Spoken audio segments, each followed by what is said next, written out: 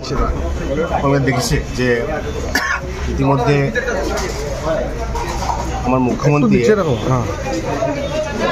অসমৰ ৰাইজৰ কাৰণে ডেভেলপমেণ্ট তথা অসমৰ ৰাইজৰ কাৰণে যিবোৰ কাম কৰিলে আমি কিন্তু দেখা পালোঁ।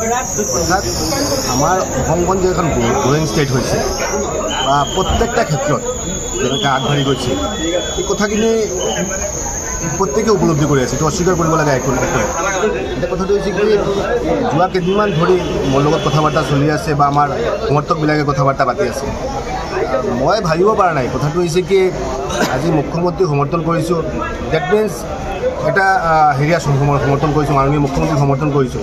তাৰপিছতে মুখ্যমন্ত্ৰীৰ প্ৰতি মানুহৰ যে ইমান ৰেচপেক্ট এই কথাখিনি আজিৰ দিনত এইটো গম পালোঁ যে গভৰ্ণমেণ্টক সমৰ্থন কৰাৰ লগে লগে মানুহে যে আমাৰ প্ৰতি ৰেচপেক্টটো বাঢ়ি গ'ল যে মই ধৰিব পৰা নাই। মই ভাবিছিলোঁ যে হয়তো বা বেলেগ হ'ব চাগে, কিন্তু গভৰ্ণমেণ্টক ছাপোৰ্ট কৰাৰ লগে লগে মাননীয় মুখ্যমন্ত্ৰীক ছাপোৰ্ট কৰাৰ লগে লগে আমাৰ প্ৰতিও যে এটা ৰেচপেক্ট বাঢ়ি গ'ল যে মানুহৰ ইতিমধ্যে এইটো গম পাইছোঁ। আৰু আগন্তুক দিনত যাতে বৰাকবেলি যায় ডেভেলপমেণ্ট যায় ত্বৰান্বিত হয় এইটোৱে আমি আশা ব্যক্ত কৰিছোঁ। ইতিমধ্যে গৌৰৱ গগৈ কালি ইয়াতে উপস্থিত হৈছে এবং তেখেতে কৈছে যিসকলে কংগ্ৰেছ এৰি ক'ব লগা হৈছে চাগে জোৰাৰত খেলিব পৰা নাই, নগাঁৱত আহি কেনে খেলি আছে, জোৰাৰত খেলিবলৈ তেওঁৰ সাহসটো নাই। মই এইবোৰ কথা ক'ব বিচৰা নাই, কিন্তু কথাটো হৈছে কি এই যে বহাগৰ কথাটো কৈছে আজি কেইজনমান কওকচোন আপুনি, কেইজন সনাতনী বিধায়ক তেওঁৰ লগত আছে, কেইজন হিন্দু মানুহ তেওঁৰ লগত আছে ক'ব পাৰিব নেকি? আজি ভয়ংকৰ অৱস্থা। বিশেষকৈ গৌৰৱ গগৈ তেখেতে এটা বস্তু দেখা পালোঁ যে নাই তেখেতে আল্টিমেটলি নগাঁও খেলিব তেওঁলোকে ভয় পাইছে। কিয় আমাৰ জোৰাত খেলিবলৈ ভয় পাইছে, কিয় নগাঁও খেলিব লাগিব, তাতে কি মুছলিম ভোট অকণমান বেছি আছে সেইটো কাৰণে খেলিব লাগিব।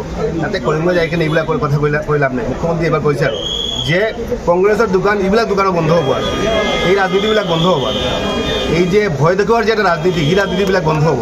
অৰ্থাৎ এইবিলাক কথা কৈ কিনে লাভ নাই আৰু আমি গৌৰৱবিলাক ক'ম আৰু তেখেতে আহিছে ভালে কথা, ফুৰি যাওক আৰু মই গম পাইছোঁ যে এইবিলাক আমাৰ ৱাৰ্ড মেম্বাৰে ক'লে ইমান মানুহ হয় আৰু নাৱেডেজ আমি যদি কোনোবা আমাৰ ৱাৰ্ড কমিশ্যনাৰ এজনী কওঁ যদি কালি এটা মিটিং পাতিব লাগে, ৱাৰ্ড কমিশ্যনাৰ মিটিঙত ইমান মানুহ হয় আৰু 400-500 মানুহ হৈ যায় আৰু এনেকুৱা এটা অৱস্থা হৈছে।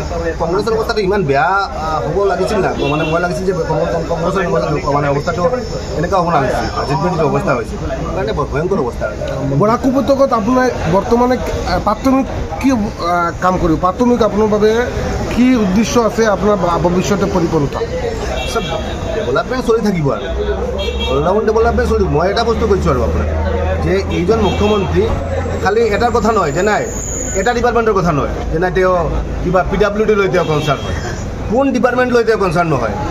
এনে এজন মুখ্যমন্ত্ৰী যিজন মুখ্যমন্ত্ৰীয়ে বাল্য বিবাহৰ কথা কৈ থাকে, এনে এজন মুখ্যমন্ত্ৰী যি মুখ্যমন্ত্ৰী ড্ৰাগছ ব্যৱসায়ীবিলাক ড্ৰাগছ খোৱাটো বন্ধ হ'ব লাগিব, এনে এজন মুখ্যমন্ত্ৰী যিজন মুখ্যমন্ত্ৰীয়ে সুদখোৰবিলাকৰ সুদখোৰী বন্ধ কৰিব লাগিব, এনে এজন মুখ্যমন্ত্ৰী যিজন মুখ্যমন্ত্ৰীয়ে মানুহৰ প্ৰত্যেকটা ক্ষেত্ৰত এনে কোনো কথা নাই, প্ৰত্যেকটা ক্ষেত্ৰত তেওঁৰ যদি নলেজ আছে। সেইটো কাৰণে আজিৰ দিনত তেওঁ অসমৰ নহয় গোটেই ভাৰতবৰ্ষৰ মাজত এটা দৃষ্টান্ত স্থাপন কৰিছে, তেওঁৰ এটা হেৰি হৈছে। সেইটো কাৰণে মই ভাবোঁ ডেভেলপমেণ্ট চলি থাকিব আৰু আগন্তুক দিনৰ যাতে এই ডেভেলপমেণ্ট যে ত্বৰান্বিত হয় তাৰ কাৰণে যি কৰিব লগা আছে আমি নিশ্চয় কৰিম।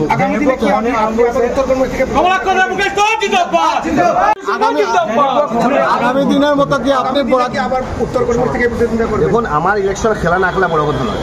1 নম্বর কথা হচ্ছে গিয়ে যে বরাকের 2টা সিটই এবার কংগ্রেসের হাত ছাড়া হচ্ছে, অর্থাৎ কে জিতবে বিজেপি জিতবে ভালো করে এখানে আপনার জানা। 2 নম্বর হচ্ছে গিয়ে যে কংগ্রেস